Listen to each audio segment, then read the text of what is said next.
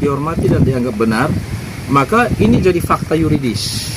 Fakta yuridis bahwa pertama sudah tidak ada ikatan perkawinan lagi antara Pak Mukris dan Ibu Anggi.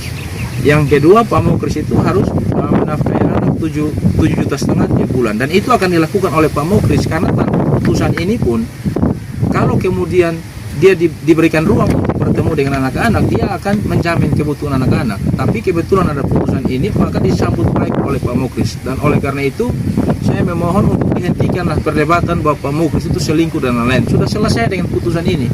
Ini jadi fakta yuridis. Demikian. Dan bukti surat dan juga bukti elektronik berupa foto, berupa hasil percakapan WA, print out, dan yang membuktikan bahwa Pak Mukris itu pernah berupaya untuk bertemu dengan anak-anak.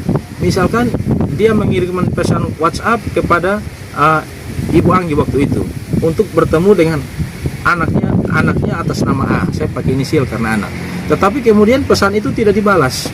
Kemudian ada juga bukti foto-foto yang Pak Mukris itu hendak bertemu dengan anak-anak, tapi tidak dibukakan gerbang oleh istrinya.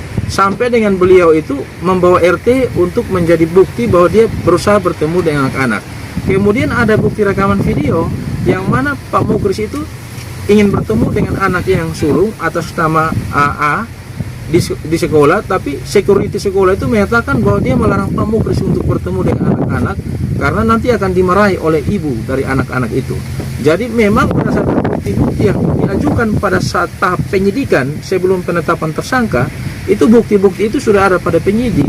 Nah, oleh sebab itu saya sekali lagi menegaskan bahwa memang perkara ini harus disidik secara objektif. Karena selain ada bukti-bukti itu, ini ditambah lagi dengan putusan perdata.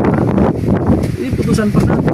Jadi putusan perdata ini menjadi fakta yuridis bahwa yang paling diutamakan dalam kasus ini harusnya kepentingan terbaik bagi dua orang anak.